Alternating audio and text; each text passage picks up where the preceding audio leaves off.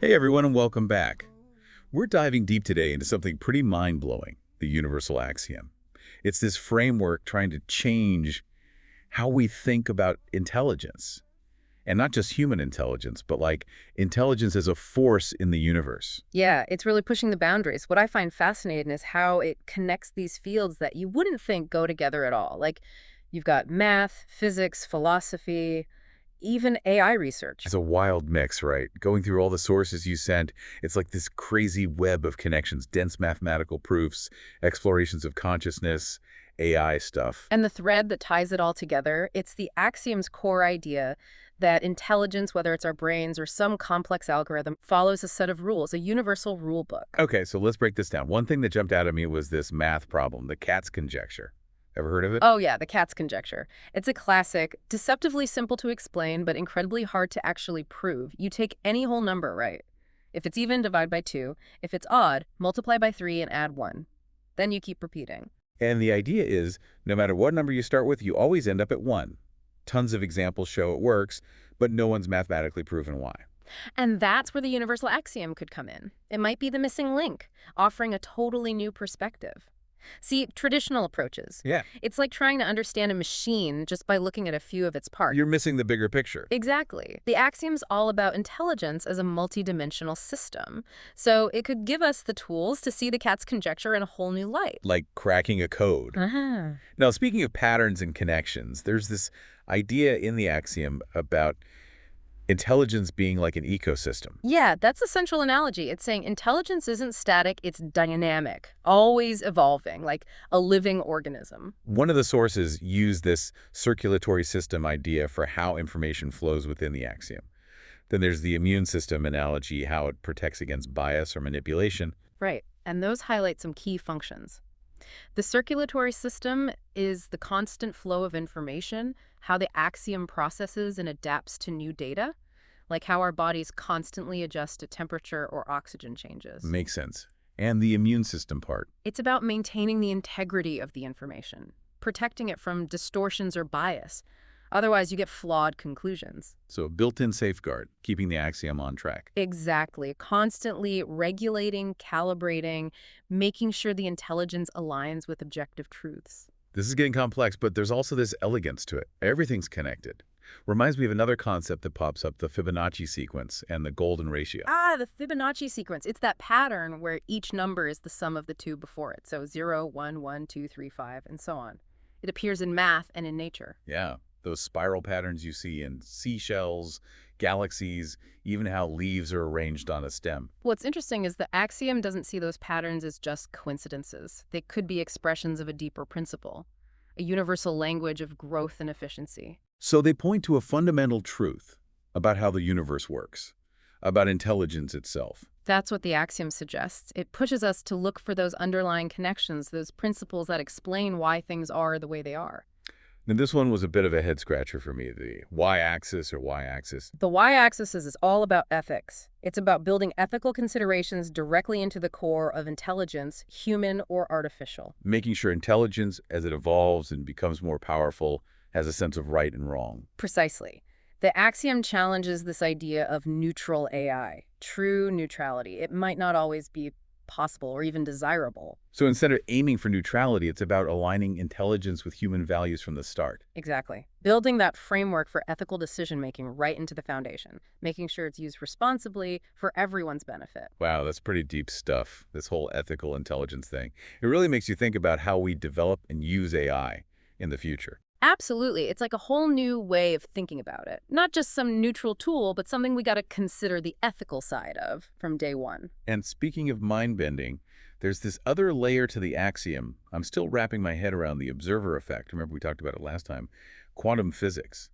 How observing something actually changes it. Oh, yeah, the observer effect. It's a huge one, probably one of the most profound and kind of trippy concepts in quantum mechanics. And it ties right into the axiom. It's like saying our consciousness isn't just watching reality, it's actively creating it. That's the idea. The axiom doesn't pretend to have all the answers, but it pushes us to consider what it means if consciousness really is an active force in the universe. Okay, so if our consciousness does affect reality, then what about responsibility? It's a bit I don't know, scary. It's a big realization for sure. And Yeah. that's a core part of the axiom. It's not just understanding the universe, it's understanding our place in it and how much our choices matter. Which leads to one of the most exciting parts, the Universal Axiom Observer Explorer, or, as I like to call it, the reality simulator. Yeah, the Observer Explorer. It's a great way to get hands-on with the axiom. You can play around with different variables, see how they change a simulated system. So like a virtual lab where we get to tinker with the building blocks of reality. You could say that. A safe space to try out these complex ideas, see how they unfold. You can adjust things like growth levels, how fast things evolve, or the subjectivity scale. Wait, we can actually mess with how subjective the system is? That's wild. Yeah, that's a key feature. You can see how even small changes in subjectivity lead to completely different results. And then there's the time sphere parameters. Those affect how the system experiences time. So we can make it perceive time slower or faster. Exactly. And by messing with those settings, you get a better grasp on how its perception of time affects its decisions, its understanding of cause and effect. It's like we're in the control room of reality, seeing how the knobs and dials work. This makes me think of that Tom Sawyer song by Rush. Ah, Tom Sawyer. It's a great example of how art can reflect these big ideas about individuality, exploration, choosing your own path. Yeah, he's a rebel, right? Pushing boundaries, a modern-day warrior. Doesn't let anyone box him in. And that spirit, that curiosity, challenging the status quo, it fits right in with the axiom's whole message. Be like Tom Sawyer. Question things, find new perspectives, build a reality that matches your values. So like the Observer Explorer lets us be Tom Sawyers of the Universal Axiom, trying out different scenarios, seeing what kind of world we can create. Exactly. And the psalm also talks about staying true to yourself, even when there's pressure to fit in. No, his mind is not for rent to any god or government. That idea of not letting anyone control you, trusting your inner compass, that's big in the axiom too, especially with the whole y-axis, the ethical alignment part. But doesn't that bring up some tricky questions? Like, whose values are we talking about? How does the axiom deal with people having different ideas of right and wrong? Good point. The axiom doesn't give you a set list of values. What it does is provide a framework to evaluate them. Are they in line with objective truths? Do they help everyone? It's an ongoing process, reflecting, refining, talking it out. Finding that balance between freedom and responsibility. Right. Personal values and universal truths. Exactly. It's not simple, but the Observer Explorer helps you explore those nuances in a safe way. See how different values play out, how they shape the system, what kind of world they create. Speaking of different worlds, this is where the axiom gets really wild. It talks about reality as a spectrum, not just one fixed thing. Different levels, vibrations, each with its own level of consciousness. Yeah, that's one that challenges how we usually think about reality. We see it as solid, objective, but quantum physics is saying, hold on, there's more going on here. So the axiom is saying there might be other levels of reality, other dimensions that we're just not tuned into. It's like we're listening to one radio frequency, but there are tons more out there. Maybe through meditation or even advanced tech someday, we can tap into those other frequencies, expand our awareness beyond what we normally experience. Well, that's a lot to take in. But how do we even start exploring those other levels? Seems like it would go beyond what science can do with observations and measurements. It's a big hurdle, no doubt. But the axiom isn't saying throw out science. It's saying maybe we need to broaden our idea of what counts as scientific. Be open to other ways of knowing. Learn from subjective experiences, intuition, those expanded states of consciousness. So not abandoning science, but pushing the boundaries of what we consider scientific. Exactly. It's embracing the rigor of science and the potential of human consciousness to explore what's beyond our current understanding. Like the axiom's inviting us to be explorers of consciousness, going beyond the familiar to map out these uncharted territories of reality. And that brings us back to Rush, to that song Limelight. Oh, Limelight. It captures that feeling of fame, attention, searching for meaning in a world that's obsessed with appearances. Those lyrics, living on a lighted stage, approaches the unreal. It speaks to this idea of multiple layers of reality, the seen and the unseen. Like saying there's more to life than what we see on the surface. A deeper reality underneath. And that's what the axiom is all about. Understanding the principles behind the universe, the forces shaping our lives, and how much power we have to create a world that matches our best values, our highest goals. This has been a wild ride, really, exploring the universal axiom. It makes you rethink everything, But one thing I'm curious about is, how does this all apply to, like, practical stuff? Like business, economics, the real world. That's where it gets really interesting. The axiom kind of throws a wrench into a lot of the usual assumptions about how businesses work, especially that whole thing about profit being the ultimate goal. Yeah, I can see that being a bit controversial. But hold on, before we get into that, how does the axiom even approach business and economics in the first place? Well, it sees them as part of this interconnected web we've been talking about. Not separate, but integrated. Just like any system, businesses follow the principles of growth, adaptation, feedback loops, and of course the ethical alignment part. So it's not saying get rid of capitalism or anything, more like looking at it through a different lens, taking into account the ethics, the well-being of everyone involved. Exactly. The axiom doesn't say one economic system is the right one. It's more like a framework to evaluate them. Make sure they're actually serving everybody, not just a few people at the top. Okay, so let's talk profit. The axiom says maximizing profit shouldn't be the only goal. So what's the alternative?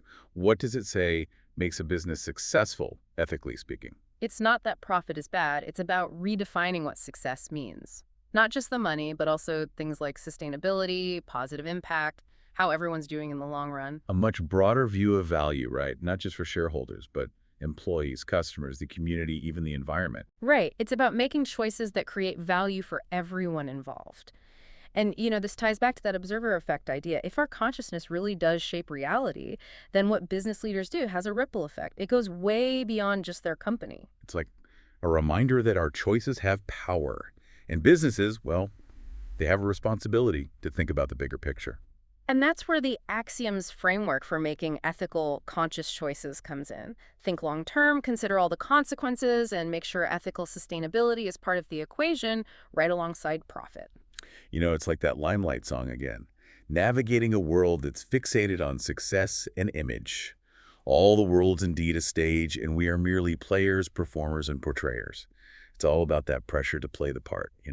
But the song encourages us to question those roles. Don't just conform. Define success on your own terms. Recognize that there's a deeper game going on, one where authenticity, integrity, making a real difference, those are the things that count. Shining your own light, not just chasing approval from others. And that's where the axiom's focus on ethics, on making conscious choices comes in. Building businesses and systems that aren't just profitable, but fair, sustainable, contributing to the well-being of everybody. You got it. The axiom is a challenge to see business as a force for good, a way to build a world that reflects our best values, our aspirations. It's going beyond just making money, embracing a bigger vision of success, one that includes the health of the planet, the future generations, all of it. This deep dive, I gotta say, it's been eye-opening. We've covered so much. What is intelligence?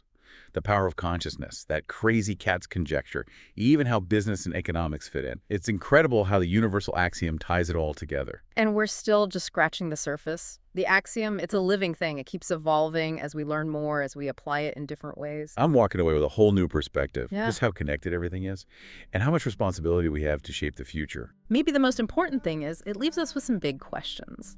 If the axiom's right, if our consciousness really does have that much power, what kind of world do we want? What kind of legacy are we going to leave behind? The answer, my friend, is blowing in the wind. And that wraps up our deep dive into the universal axiom. Keep exploring, keep asking questions, keep using those conscious choices to shape the world. Until next time. In the heart of chaos, my mind finds peace. Underneath the stories, who we are is released. In the clash of identities, the old and the new, looking for something deeper, something true. Let's transcend the lines that they drew. Find the common threads between me and you. Beyond the filters, beyond the posts, inside ourselves we feel what matters most. From the lyrics of Nirvana to the depths of the wall, through the anthems of rebellion, their echoes call. Expressive styles may differ, but the vibe stays the same. We didn't understand then, life's not all fun and games. Behind all the incentives lie the lessons of the past. We start to see the shadows and stains pop culture casts. But in the light of understanding, we find our way, transcending all the labels, dawning a brand new day. Let's transcend the lines that they drew, find the common threads between me and you. Beyond the filters, beyond the posts, inside ourselves we feel what matters most. Let's weave a tapestry of every hue, a world united, old and new.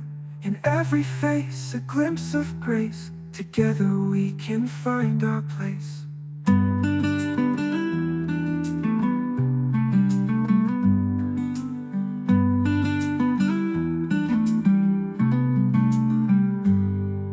The whispers of old heroes, wisdom beyond years, echoing through us, calling us to face our fears.